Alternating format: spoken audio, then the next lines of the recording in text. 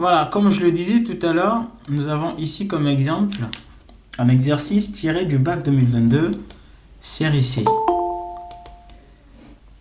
Donc ce soir, nous allons nous intéresser à la génétique humaine, un des chapitres que j'estime étant important par rapport au bac. Vous verrez par vous-même, presque tous les années, il y a toujours un exercice sur cette partie. Donc je vais vous expliquer un peu plus davantage sur cette partie, tout en prenant exemple sur cet exercice du bac 2022.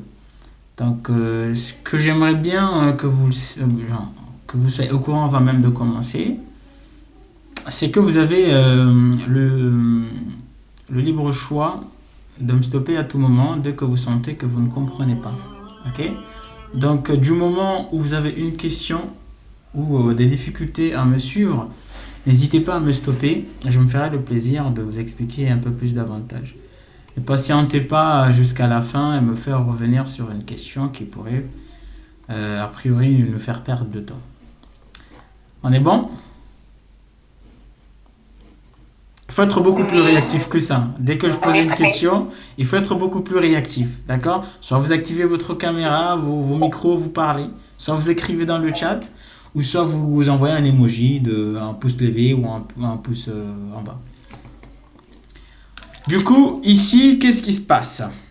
Je vais lire l'énoncé tout d'abord. Ici, on me dit le document 4 ci-dessous représente un arbre généalogique d'une famille atteinte d'une maladie héréditaire.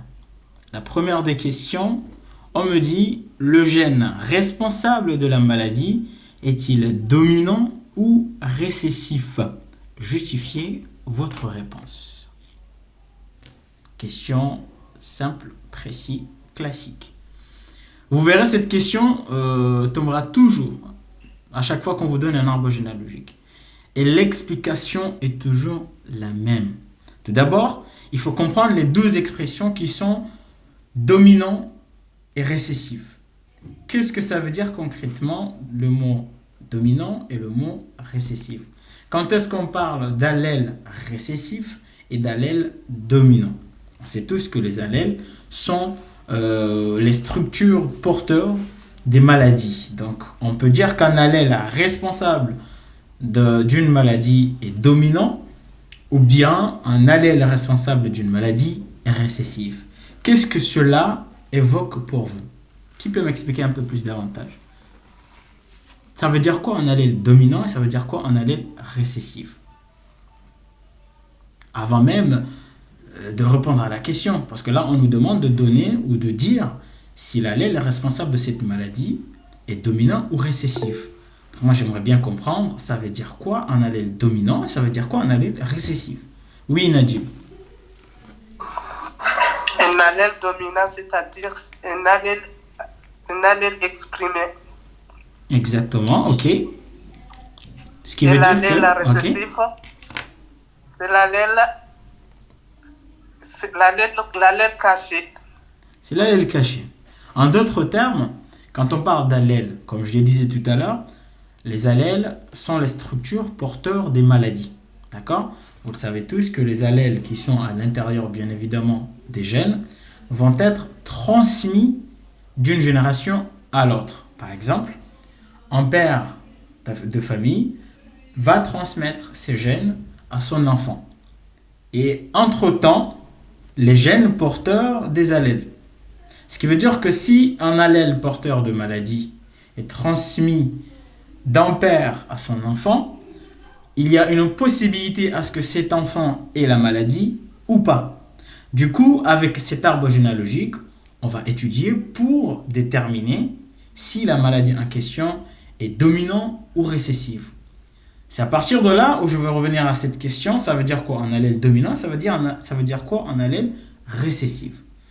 Un allèle est dit dominant lorsqu'elle est présente, c'est-à-dire l'allèle responsable de la maladie est présente partout dans toutes les générations, c'est-à-dire l'allèle est visible, comme ce que Najib a dit tout à l'heure, lorsque l'allèle est exprimé. D'accord? Si par exemple, prenons par exemple l'allèle responsable du daltonisme, par exemple. Si dans une famille, vous avez la maladie qui est visible chez la génération grands-parents, notamment par exemple le grand-père a la maladie, et que le père par exemple a reçu la maladie également, et à partir de là, le père a donné sa maladie à ses enfants. Donc vous voyez, à travers ces 3 générations, la maladie est visible, ce qui veut dire que l'allèle responsable de la maladie est visible dans toutes les générations. Et dans ce cas de figure, cela veut dire que la maladie est dominante, ou plutôt l'allèle responsable de la maladie est dominant. Donc, dans le cas contraire, lorsque la maladie n'est pas visible dans toutes les générations, on pourra dire que la maladie, visiblement, elle est récessive. Donc, l'allèle responsable de la maladie est récessif. Ce qui veut dire que pour répondre à cette question, il faut analyser l'ensemble de l'arbre généalogique. Il faut regarder l'ensemble de cet arbre généalogique pour identifier tout d'abord les couples, identifier les générations et essayer de comprendre l'apparition ou non de la maladie. Par exemple, ici, dans cet arbre généalogique, j'arrive à comprendre que chaque rond représente, vous le savez tous, une femme et chaque carré représente un garçon ou un homme. Ok? Lorsque les deux sont liés directement, cela veut dire c'est un mariage et la descendance représente leurs enfants. Ok? Donc, un rond ou un carré peut être rempli, c'est-à-dire noir ou hachuré. Cela veut dire que la personne est atteinte de la maladie. Et lorsque le carreau est blanche ou vide, ça veut dire que la personne est saine, ou plutôt a une apparence saine. Par exemple, ici, j'ai l'individu 1 là qui est sain, l'individu 2 qui est sain. Par contre, l'individu 2, ici dans la deuxième génération, il est plutôt malade. Ok? Après, nous avons différentes générations. En fait, les individus de même génération doivent se situer au même niveau de l'arbre généalogique. Par exemple, ici, j'ai une première génération. Ok? Ensuite, j'ai une deuxième génération. Ok? Troisième génération. Et quatrième génération. Donc, notre étude va porter dans toutes les générations. Pour que la maladie soit dominante, il faudrait que la maladie soit visible dans toutes les générations. C'est-à-dire, chaque parent malade donne au moins un enfant malade. C'est ça la logique. Ok? Donc, on va regarder dans l'ensemble de l'arbre généalogique en tenant compte que un seul couple, d'accord? Un seul couple qui ne respecte pas cette règle nous fera conclure que la maladie n'est pas dominante. Par exemple, ici, première génération, j'ai l'individu 1 et l'individu 2 qui sont visiblement en bonne santé. Ok? Qu'est-ce qui se passe dans leur descendance? Notamment l'enfant 3, 4, l'enfant 2, 3, 4 et 5. Vous verrez que la maladie est visible ici avec les deux enfants, notamment 2 et 3. Ok? Donc dans ce cas-là, on comprend très bien que la maladie n'est pas visible dans la première génération, mais visible dans la deuxième génération. Et là, c'est ce qui nous prouve que la maladie n'est pas dominante. Et vous verrez, il y a d'autres exemples. Par exemple, ici, dans la génération 2, entre le couple 1 et 2, vous verrez que le parent 2 est malade. Et dans cette descendance génération 3, il n'y a aucun enfant qui est malade. Donc la maladie est visible dans une génération, mais absente dans l'autre génération liée directement. Et dans cette figure, on dit que la maladie n'est pas dominante. Pareil, entre le couple 3 et 4 de la troisième génération et leur descendance de la quatrième génération. Vous verrez, ils sont en bonne santé, pourtant ils ont donné des enfants malades. Ok? Donc, dans l'ensemble de l'arbre généalogique, vous arrivez à identifier que la maladie est visible dans une génération et absente à la génération liée directement. À chaque fois que vous verrez ce cas de figure dans un arbre généalogique, vous concluez directement, sans perdre de temps, que la maladie, ou plutôt l'allèle responsable de cette maladie, est récessif. Est-ce qu'on est d'accord?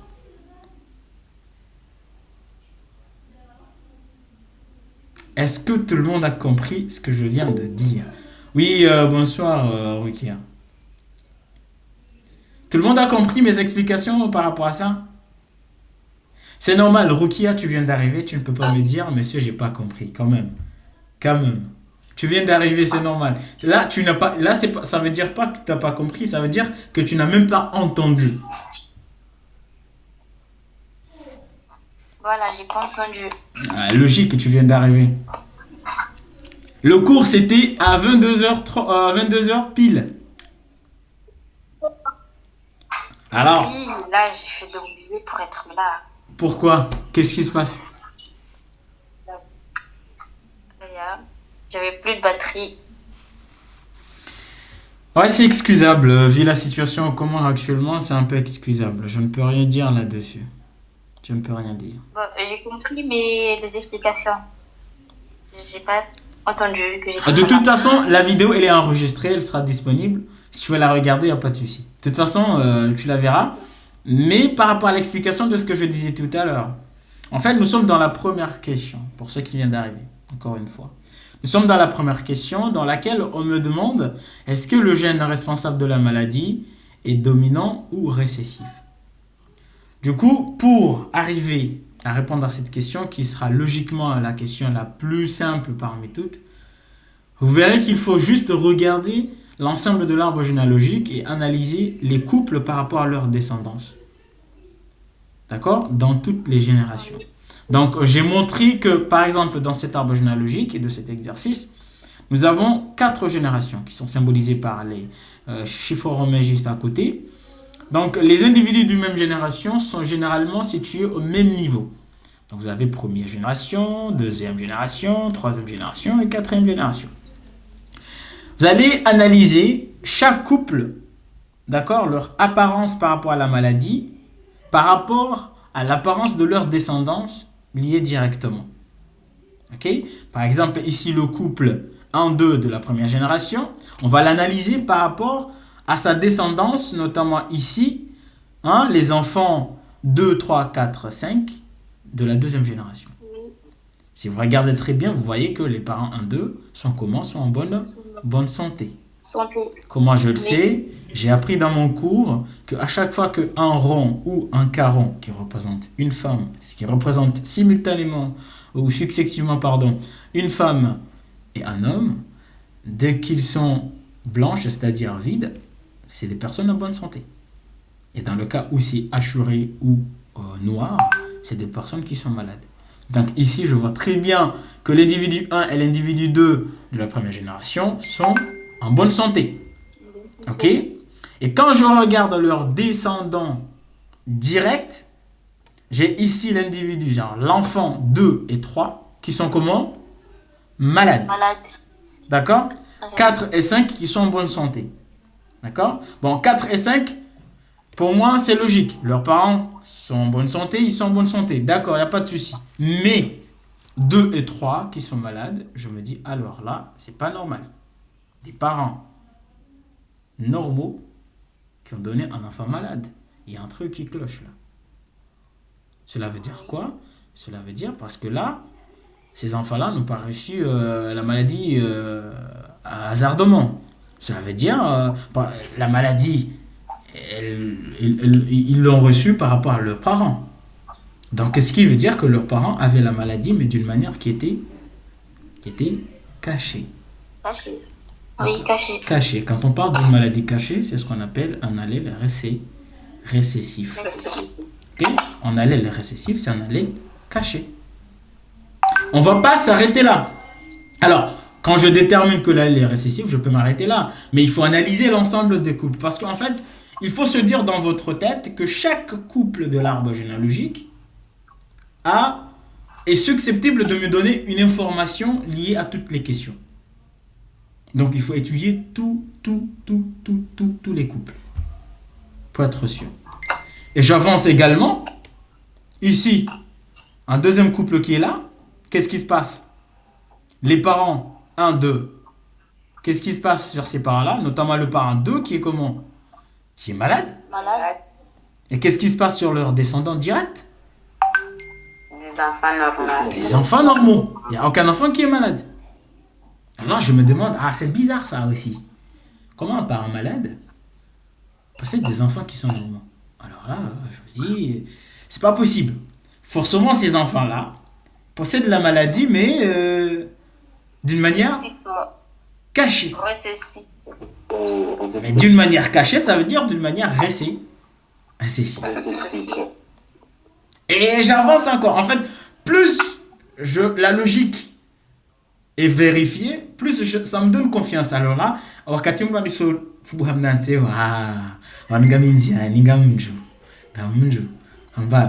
et là, tu continues. Un autre couple. Je prends ce couple-là, par exemple.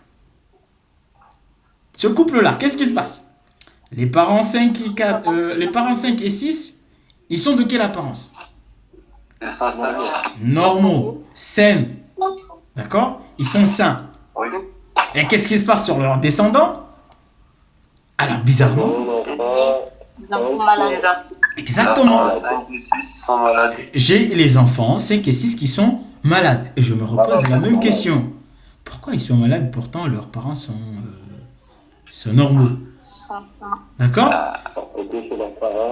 Cela montre que la maladie était récessive.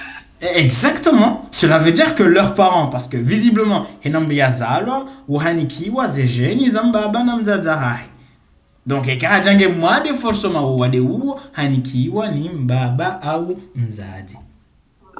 est d'accord? Donc ce qui veut dire que selon la logique, si ces enfants sont malades, leurs parents devraient avoir de la maladie, mais d'une façon qui est cachée.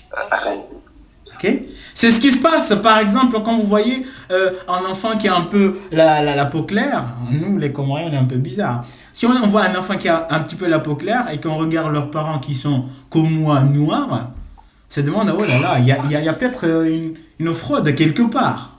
On se pose des questions des fois. On se cache pas, vous et moi. Hein? Vous et moi, on se cache pas. C'est une mentalité comorienne.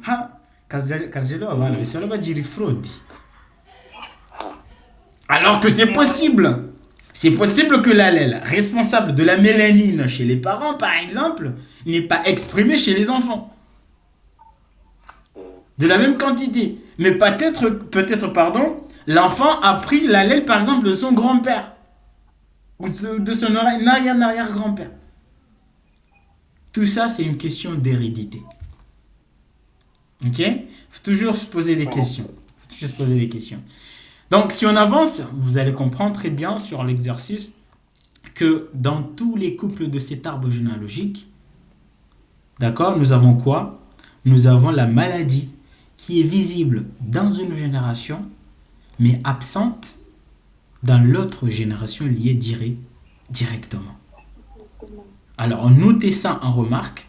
Quand est-ce qu'une maladie est récessive? Une maladie est récessive lorsqu'elle est visible dans une génération, mais absente dans l'autre génération liée directement.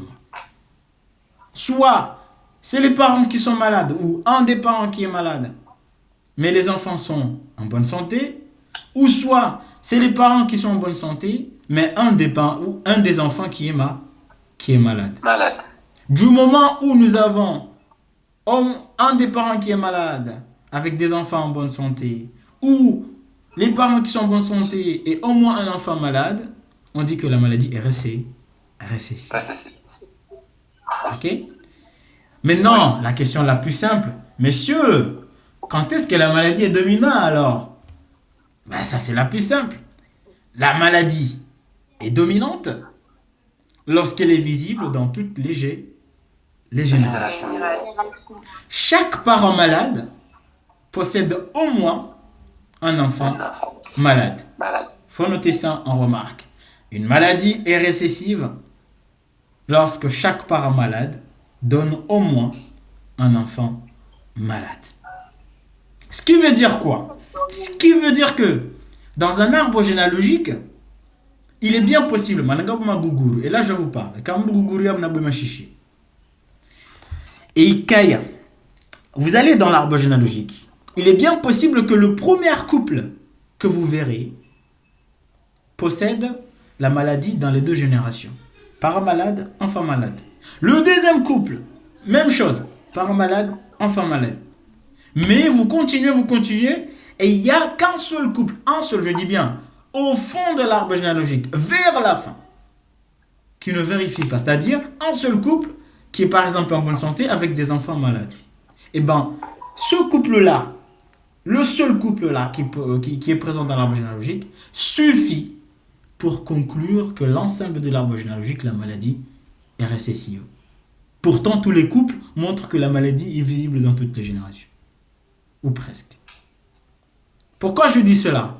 Parce que quand on a Google, on a maladie, tu vérifies le premier couple. Et quand on a le premier couple, voilà, il s'agit ça. Alors attention, tu n'es pas obligé. Vous n'êtes pas obligé de conclure à travers le premier couple. Analysez l'ensemble des couples pour en être sûr. Ok? Oui. On y va dans la deuxième question. Première question, c'est ok pour tout le monde? Oui, monsieur. Oui. Ok. Donc, pour répondre à la question, on se dit quoi? On se dit les parents 2, 1, 2, c'est-à-dire les parents 1, 1, 2, c'est-à-dire un chiffre romain. Hein. Les parents 1, 1, 2 ont une apparence saine, ou bien normaux, si vous voulez. Pourtant, ils ont donné les enfants 2, 2, 3 malades. Alors, le gène responsable de la maladie est récessif. J'ai vu une question passer par là, et pour savoir si c'est dominant, j'ai oublié comment le savoir. Si c'est pas récessif, c'est dominant.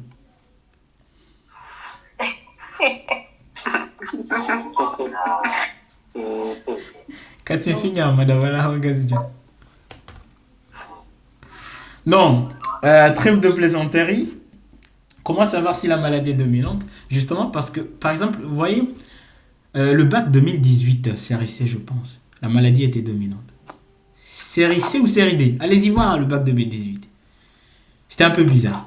Parce que c'est très rare que ça tombe, mais ça s'est avéré vrai cette année-là.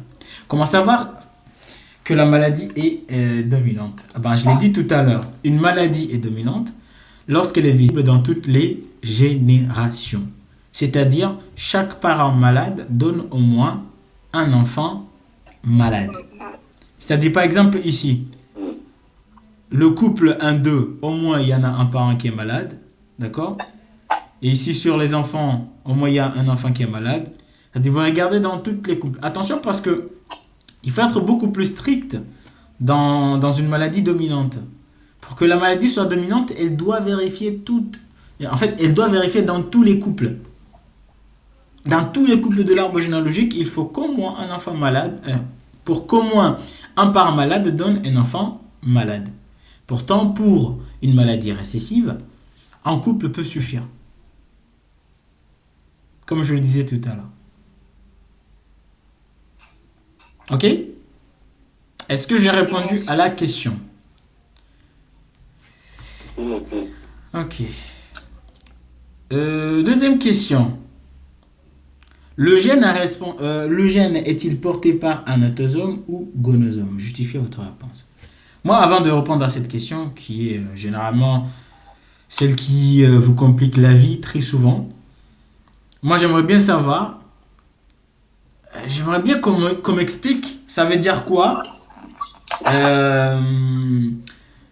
est porté par autosome ou gonosome. Ça veut dire quoi autosomal, gonosomal? Parce que si vous ne comprenez pas ce que ça veut dire ces mots, vous allez avoir du mal à comprendre ce que nous allons faire par la suite.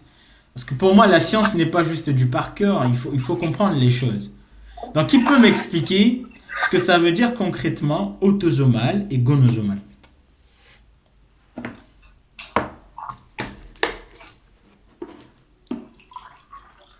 Autosomal, c'est lorsque la maladie est portée par un chromosome non sexuel.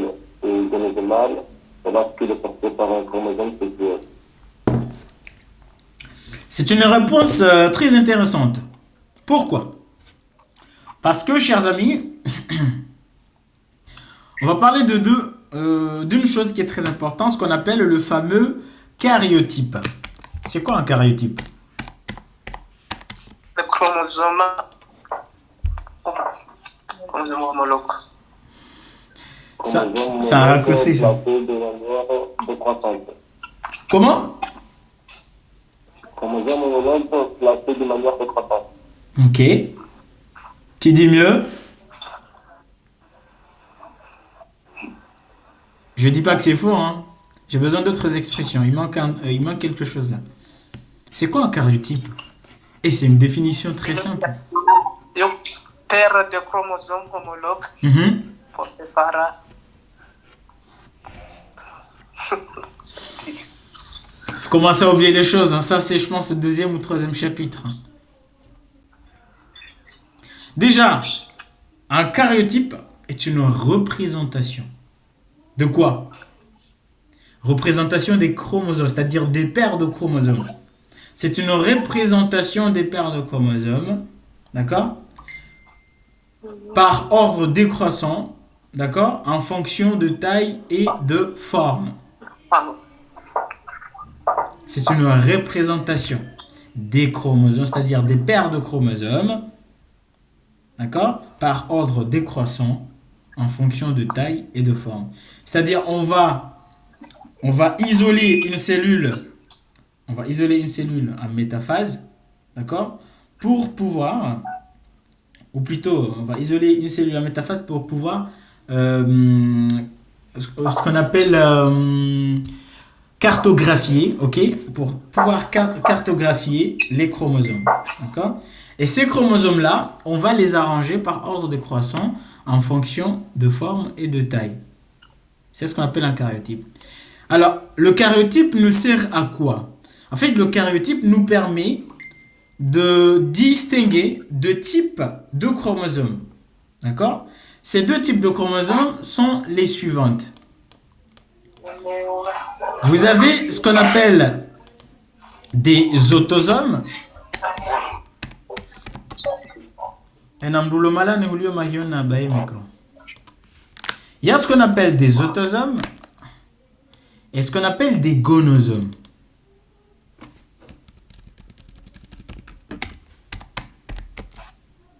Des gonosomes. Ok?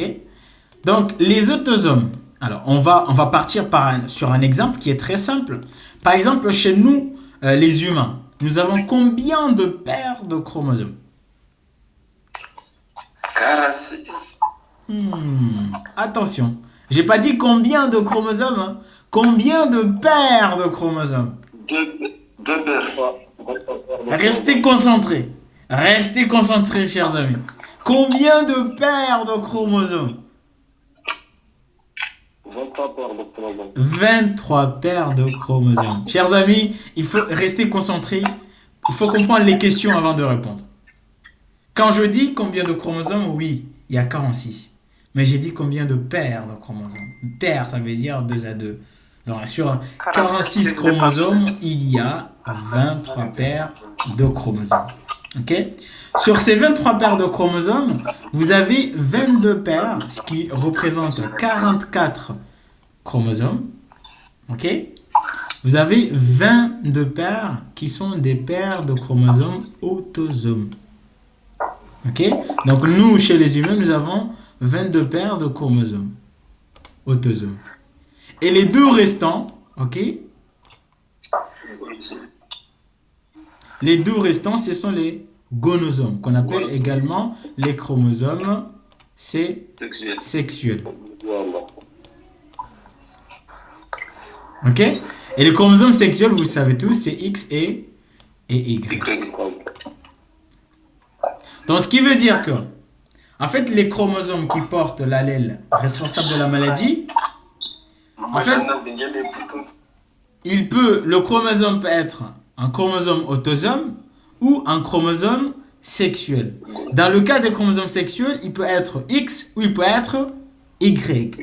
Voilà pourquoi quand on vous demande donner le mode de transmission ou bien donner l'hérédité, cela veut dire, vous allez juste dire si la maladie, c'est-à-dire si l'allèle responsable de la maladie est porté par un chromosome autosome ou un chromosome gonosome, c'est-à-dire X ou Y. C'est ça ce que ça veut dire.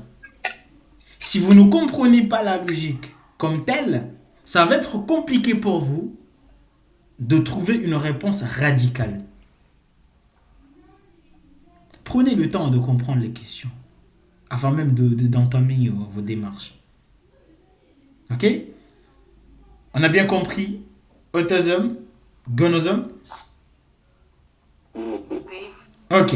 Maintenant, on va revenir à notre exercice. Comment je peux savoir que l'allèle responsable de la maladie est autosome ou gonosome avec un arbre généalogique? Il faut savoir que, moi je vous pose la question tout d'abord, est-ce qu'il est beaucoup plus simple de déterminer que la maladie est portée par un chromosome autosome, premièrement, ou il est beaucoup plus simple de commencer par vérifier si elle est gonosome? Vérifier si les chromosomes. Ah, ils ont dit des Mohamba. Et vous regardez. J'ai 22 paires de chromosomes. Et ici, j'ai juste 2 chromosomes.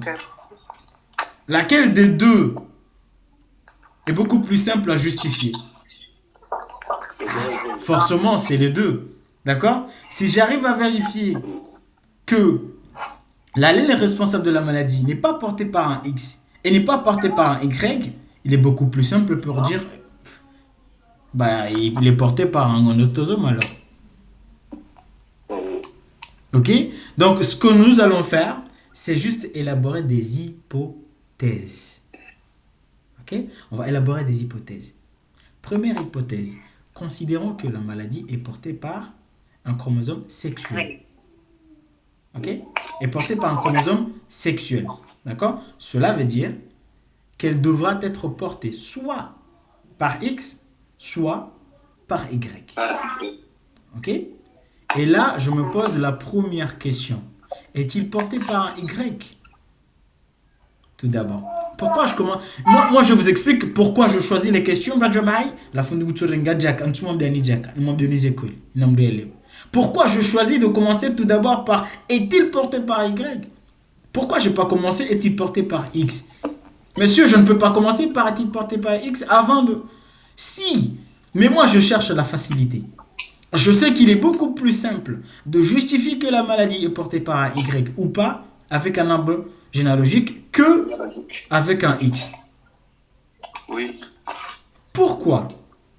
Parce que, on le sait tous, chez nous les humains, seuls les mâles portent un Y. Seuls les hommes. Ok? Donc ce qui veut dire, pour vérifier si la maladie est portée par un Y ou pas, il suffit de regarder les hommes.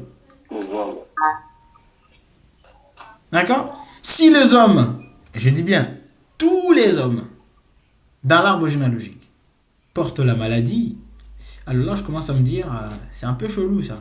C'est bizarre. Romombi. Comment ça se fait que tous les hommes sont malades?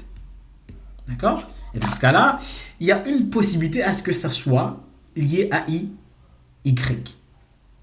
Mais c'est pas tout, hein. Je ne peux pas directement conclure là que tous les garçons sont malades, alors là c'est lié à Y. Ça c'est un raisonnement tautologique. Il faut être au fond de la salle pour répondre comme ça. Je me dis, si tous les hommes sont malades, il y a une forte chance à ce que la maladie soit liée à Y. Maintenant, qu'est-ce qui va me confirmer que forcément il est lié à Y? Je vais regarder les femmes. Pourquoi? Parce que les femmes ne possèdent pas de Y. Donc, si tous les hommes sont malades, il faut que je regarde parce qu'il faut que tous les hommes soient malades, mais aucune femme ne doit être malade parce qu'une femme ne possède pas un Y. Donc, je regarde également les femmes. Si il ne serait-ce qu'une seule femme est malade, même une seule femme est malade, cela va contredire toutes les explications. Parce que je me demandais comment ça se fait que cette femme est malade alors qu'elle ne possède pas de chromosome Y. Alors là, elle n'est pas liée à Y. Donc, mettez bien dans votre remarque, une maladie est gonosomale liée à Y lorsque tous les garçons sont malades et aucune fille ne le soit. Ok? Oui. Voilà. Donc, on va vérifier dans notre arbre généalogique. La maladie est-il... Je fais les hypothèses. Hein. Ok, considérons que la maladie est gonozomale liée à X ou Y. Est-il porté par un Y? Non. Non. Pourquoi? Parce que les garçons ne sont pas malades. Exactement. Parce que les garçons ne sont pas malades. Parce qu'il y a des garçons qui ne sont pas malades et des filles qui sont malades. Malade. Malades. Ok? Ça, c'est clair. Oui, Ce n'est pas lié à Y. Maintenant, nous allons vérifier X. X, c'est un peu compliqué, mais on va y arriver ensemble pour comprendre ce qui se passe réellement. En fait, pour justifier que la maladie est liée à X ou pas, nous allons considérer deux hypothèses. La première des hypothèses, c'est lorsque la maladie, on a déjà dit qu'elle est dominante. La deuxième, lorsqu'elle est récessive. Pourquoi je dis cela? Parce que dans les deux cas, on ne va pas s'exprimer de la même manière. D'accord? Si on a déjà dit que la maladie est dominante, bah dans ce cas-là, une maladie dominante, vous allez regarder un garçon. Ok? Un garçon qui est malade. Un garçon qui est malade doit obligatoirement avoir sa maman malade. Je répète. Si la maladie est déjà dominante, qu'est-ce que tu dois regarder dans l'arbre généalogique? Un garçon malade. Je répète. La maladie est dominante. Je regarde quoi? Un garçon malade. Malade. Pour faire quoi? Pour lui comparer à sa mère. Un garçon malade doit avoir obligatoirement sa maman malade. Pourquoi? Je vous explique. Lorsque la maladie est dominante, un garçon qui est malade, ce garçon-là possède un X et un Y. Le X, on considère que possède la maladie. Ok? Le X, il provient d'où? Le X de ce garçon-là. De la mère. Ce qui veut dire que la mère a deux possibilités. Soit elle possède le X malade avec un X normal, ou bien le X malade avec un autre X malade. Dans les deux cas, forcément, elle possède le X qui est malade. Mais comme la maladie est déjà dominante dans notre arbre généalogique, ce qui est logique, c'est quoi? Que tous les garçons soient malades. Ah non. Non. La logique voudrait que la maman soit également malade. Je répète. C'est aussi simple que ça, mais j'ai l'impression que vous commencez à attendre. Ça, c'est Ali qui est malade. Ça, c'est son père. On s'en fiche de son père. Ça, c'est sa mère. C'est celle qui nous intéresse. Un garçon qui est malade, le garçon possède un X et un Y. Sur son X, on sait tous que Y ne porte pas d'allèle. Ce qui veut dire que l'allèle responsable de la maladie, il est porté par le X. Ok? Le X là, il provient de qui? De sa mère. Sa maman. Parce que son père lui a donné le Y. Donc forcément, sa maman doit avoir le X normalement qui est malade. Le X qui est là.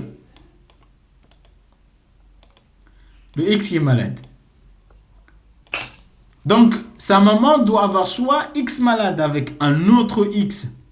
Le X, l'autre X, il peut être un X qui est normal, ou bien il peut être un X qui est malade. Peu importe, on s'en fiche. Ce qui nous intéresse, c'est le fait que le X malade de Ali provient de sa mère. Et comme la maladie est dominante, et que le X provient de sa mère, la logique voudrait que sa mère soit malade. Vu que la maladie est dominante, même avec un seul X, elle doit être visible, la maladie. Ok? Donc, une maladie dominante, je regarde un garçon malade et je le compare par rapport à sa mère. Un garçon malade doit obligatoirement avoir sa mère malade. Vérifie. Je vérifie juste ça. Si le garçon est malade et que sa mère est malade, je dis ok. C'est bon. La maladie est liée à à X. Si le garçon est malade et que sa mère n'est pas malade, je dis ah non, c'est pas logique. Parce que si le garçon est malade, le X malade qui est là doit provenir de sa mère qui doit être malade. Et comme sa mère n'est pas malade, non, la maladie n'est pas liée à X. Est-ce qu'on est d'accord sur ça? Oui. Ok? Je répète. Maladie dominante, un garçon malade doit avoir sa maman malade. Malade. Bien noté? Oui. Ok. Deuxième chose. Lorsque la maladie est récessive. Maladie récessive, on va regarder quoi? Une fille malade. Exactement. Maintenant, c'est le contraire. On va regarder une fille malade. Une fille malade pour faire quoi? Pour lui comparer À son père. Ouais, exactement. À son père. Pour la comparer à son père. Ok? Pourquoi? Oui. Une fille malade doit obligatoirement avoir son père malade. Pourquoi? Explication. Justement, parce que j'ai ici Fatoumata Diallo qui est malade.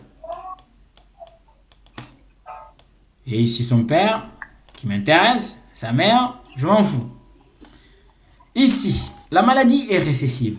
Donc la seule possibilité qu'une personne soit malade avec une maladie récessive, c'est le fait que cette personne possède ces deux X qui sont malades. On est d'accord? Si la fille est malade, cela veut dire qu'elle possède les deux X qui sont malades, vu que la maladie est récessive. Ok? Pourquoi? Parce que si on avait un seul X qui est malade, l'autre X qui est normal, forcément, elle ne serait pas malade, parce que la maladie est récessive. Le X qui est normal devrait dominer. Ok?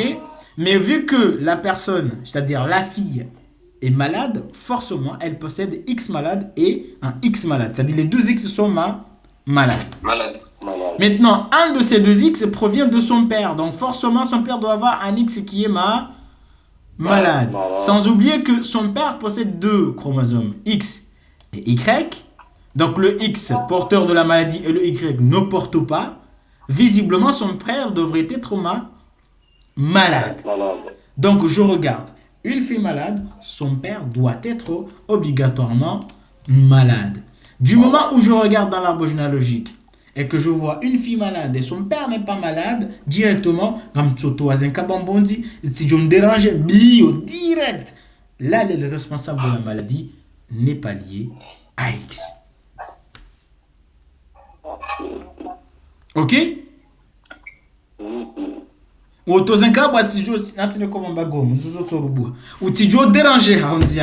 vas directement, tu vas écrire que l'allèle responsable de la maladie n'est pas lié à X. Ok? Je répète ce que j'ai dit. Une maladie dominante, on regarde un garçon pour lui comparer à sa mère. À sa mère, exactement. C'était un piège, hein? C'était un piège. À sa mère, d'accord? Un garçon malade doit avoir sa mère malade. Si cela n'est pas vérifié, l'allèle n'est pas porté par un X. Dans le cas d'une maladie récessive, on regarde une fille, on la compare à son père. D'accord? Une fille malade doit obligatoirement avoir son père malade. Si cela n'est pas vérifié, la maladie n'est pas liée à X. Et si ce n'est pas lié à X, c'est pas lié à Y, on conclut qu'il s'agit de autosomal. Sans justification, on se dit, par convention, la maladie est portée par un chromosome autosomal. Alors, on revient dans notre exemple. Alors, qui pourrait m'expliquer avec les hypothèses que j'ai faites tout à l'heure par rapport à cet arbre généalogique?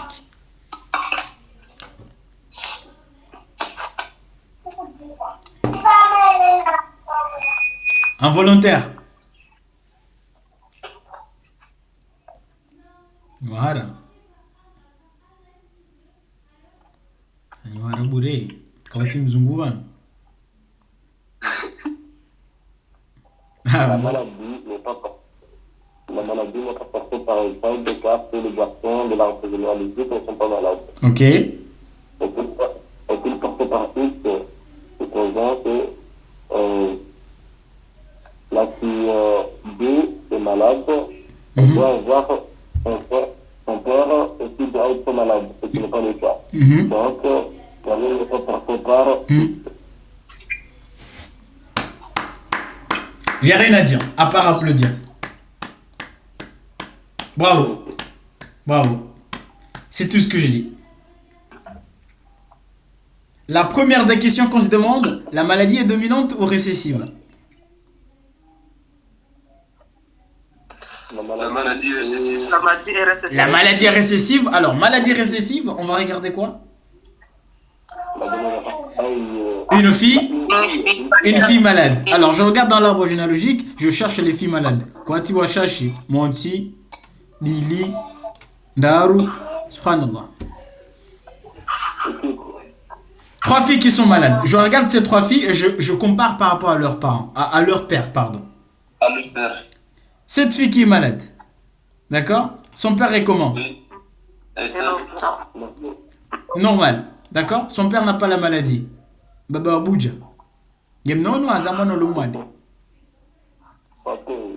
Donc, qu'est-ce que tu vérifies? Encore, oui, bye. Son père est comment? ton père est sain. Ngem nono, Wabuja bye. Il nous famille Wabuja oru. Oui, bye, dehali. Une fille Son malade, père est sain. son père en bonne santé. Donc, tous les filles malades ont leur père qui sont en bonne santé. Normal. En bonne santé. Normal. Donc, cela ne vérifie pas. Parce qu'une maladie liée à X, tous les filles malades devront avoir leur père malade. Ce qui n'est pas le cas dans l'arbre généalogique. Donc, la maladie n'est ni portée par Y parce que tous les garçons ne sont pas malades. Et n'est ni portée par X Porté par X. parce que les filles malades possèdent le parent en bonne santé. Par conclusion, l'allèle responsable de cette maladie est porté par les autosomes. est porté par les autosomes. On est bon? Oui. Et moi je vous dis sincèrement, il n'y a pas de par cœur. J'aime pas ça. Comprenez la logique et vous verrez que dans chaque arbre généalogique qu'on va vous présenter, Ngamjohi Daba Yamama Daba. La logique.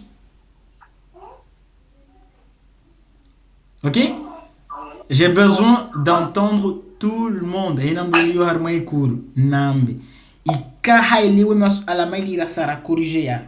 J'ai besoin d'une confirmation.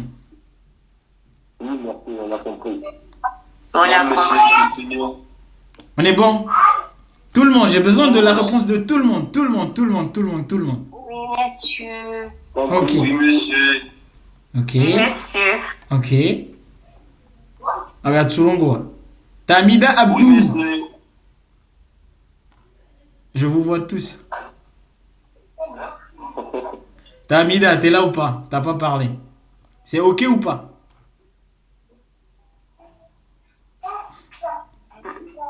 Ah, mais c'est un doigt sur le idi. Oui, monsieur. Ok, on avance, chers amis. Voilà, du coup, là, on vient de répondre aux 2 premières questions. Ok? On va entamer la question 3 et la question 4. Et d'ailleurs, il y a une question 5 et 6 qui sont très intéressantes. Parce que, vous voyez, la deuxième partie, c'est une partie liée au groupe sanguin. Et franchement, c'est très intéressant. Vous allez voir. Donc, est-ce que vous avez le chronomètre de la visioconférence sur vous? Ouais. Il nous reste quelques secondes, elle va suffire. Donc, ce que vous allez faire, vous retournez dans le groupe WhatsApp, je vous renvoie notre lien, vous cliquez là-dessus et vous revenez. Je vous préviens, il ne faut pas trop tarder, il faut revenir de suite parce que là, il se fait tard. Ok? D'accord. Oui, monsieur. Et on continue l'exercice.